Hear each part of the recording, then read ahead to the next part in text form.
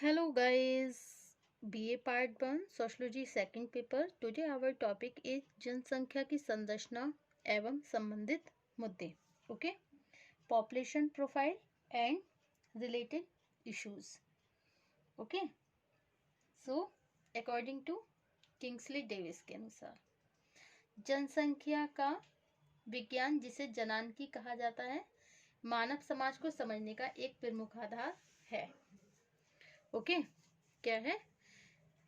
मानव समाज को समझने का एक प्रमुख आधार है. हमारा समाज केवल भौगोलिक, धार्मिक, प्रजातीय, भाषाई तथा सांस्कृतिक विविधताओं को ही स्पष्ट नहीं करता, बल्कि जनसंख्यात्मक दृष्टिकोण से भी इसकी प्रकृति संसार के दूसरे समाजों की तुलना में बहुत भिन्न है. Okay, so according to Sorokin के अनुसार why the demographic factor is meant the increase और decrease of the size and density of the population. Sorokin ने कहा है कि जनानकी वह विज्ञान है जो किसी समाज की जनसंख्या के आकार, घनत्व तथा इसकी वृद्धि अथवा ह्रास में होने वाले विभिन्न परिवर्तनों को स्पष्ट करता है. ओके, सोरोकिन ने बोला है कि जनानकी वो विज्ञान है जो किसी समाज की जनसंख्या के आकार, घनत्व तथा इसकी वृद्धि अथवा ह्रास में होने वाले विभिन्न परिवर्तनों को स्पष्ट करता है. ओके, हमारा समाज केवल भौगोलिक, धार्मिक, प्रजातीय, भाषाई तथा सांस्कृतिक विविधताओं को स्पष्ट नहीं करता, बल्कि जनसंख्यात्मक दृष्टिकोण से भी इसकी प्रकृति संसार के दूसरे समाजों की तुलना में बहुत भिन्न है.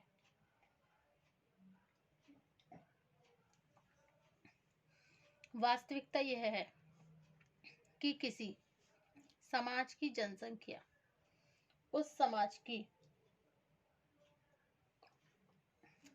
जैविकीय विशेषताओं को ही स्पष्ट नहीं करती, बल्कि वहां के सामाजिक संगठन और व्यक्तिगत व्यवहारों को भी प्रभावित करने में भी जनसंख्यात्मक विशेषताओं का प्रमुख योगदान होता है. ओके, संसार के विभिन्न समाजों में कहीं जनसंख्या का आकार बड़ा होता है तो कहीं छोटा होता है. किसी क्षेत्र में जनसंख्या का घनत्व ज्यादा होता है तो कहीं कम होता है. कहीं जन्म दर ज्यादा है तो कहीं जन्म दर कम है. ओके, जनसंख्या में फिर भी कुछ देशों में जन्म दर को बढ़ाने के नियोजित प्रयत्न करने के बाद भी जनसंख्या में वृद्धि नहीं हो पाती है. ओके,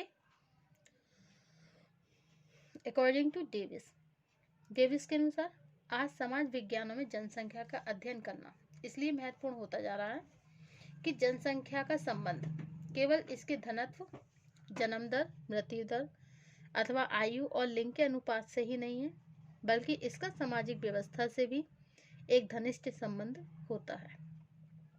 हम जनसंख्या को जिन विशेषताओं के आधार पर परिभाषित करते हैं, उनका निर्धारण मुख्यतः सामाजिक व्यवस्था तथा सामाजिक संगठन की प्रकृति के अनुसार होता है. इस दृष्टिकोण से यह आवश्यक है कि भारत के जनानकीय परिवेश को समझने से पहले जनानकी के अर्थ तथा इसके सामाजिक महत्व को समझा जाए. ओके,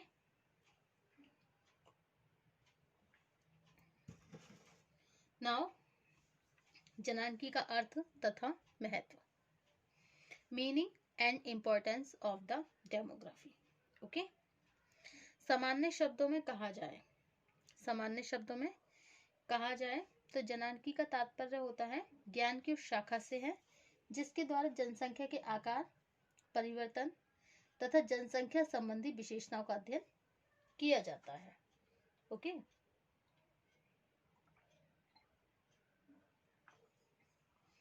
डेविस का कथन है कि जनानकी एक ऐसा विज्ञान है जिसका संबंध सांख्यिकीय गणना से होने के कारण इसे अक्सर बहुत नीरस प्रकृति का समझा जाता है. ओके, इसके बाद भी जनसंख्यात्मक विशेषताओं तथा सामाजिक कारकों के बीच एक घनिष्ठ संबंध होने के कारण जनानकी एक महत्वपूर्ण विज्ञान है।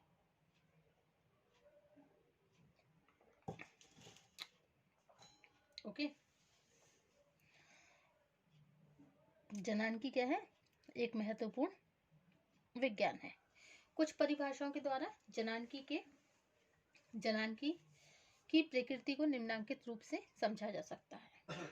Okay, United nation, okay, demography is the scientific study of human population which primarily analyses the size, structure and its development. Okay, United Nation Demographic Dictionary, multilingual.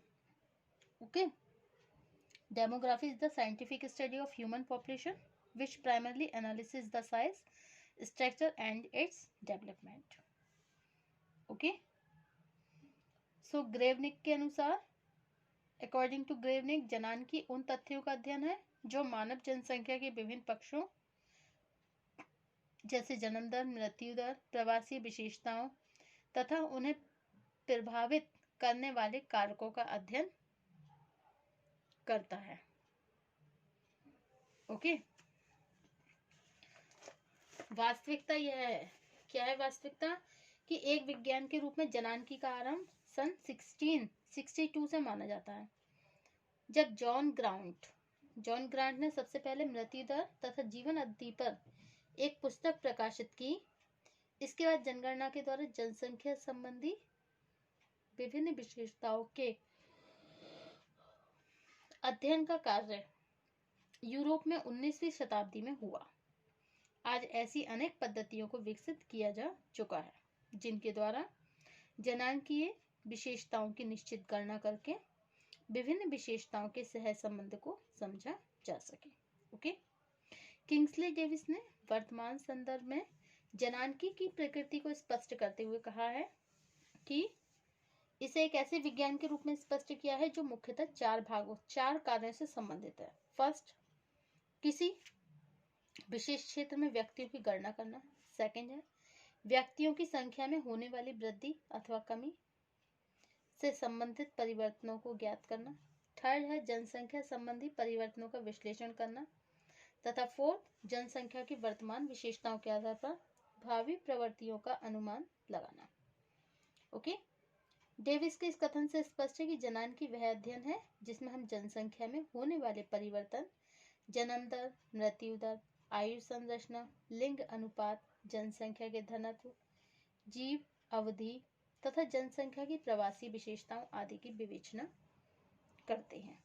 Okay, दूसरी ओर विवाह की आयु, साक्षरता, व्यवसाय की प्रकृति, लोगों का आर्थिक स्तर, धर्म तथा ग्रामीण नगरीय भिन्नता आदि जनसंख्या से संबंधित वे विशेषताएं हैं जिनका आधार पूर्णतः सामाजिक होता है। ओके, अकॉर्डिंग टू एडोल्फ कॉस्टे ने लिखा है कि समाज की सभी महत्वपूर्ण सामाजिक प्रक्रियाओं को समझने के लिए जनसंख्या संबंधी संरचना को समझना सबसे अधिक आवश्यक होता है। ओके, अब है भारतीय जनसंख्या की प्रमुख विशेषताएं अथवा लक्षण। The word demography is generally used to denote the study of phenomena connected with human population such as birth, marriage, deaths, migration, and factors which influence them. E. ग्रेवनिक ने क्या बोला है कि जनानकी उन तथ्यों का अध्ययन है जो मानव जनसंख्या के विभिन्न पक्ष जैसे मृत्यु दर, जन्म दर, प्रवासी विशेषताएं तथा उन्हें प्रभावित करने वाले कारकों का अध्ययन करता है।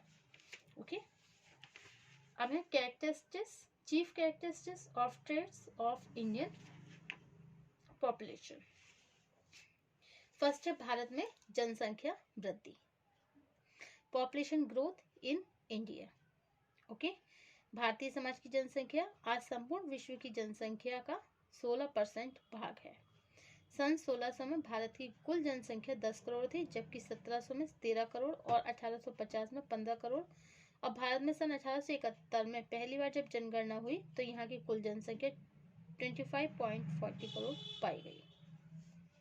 अब नेक्स्ट पॉइंट है जन्म दर तथा मृत्यु दर।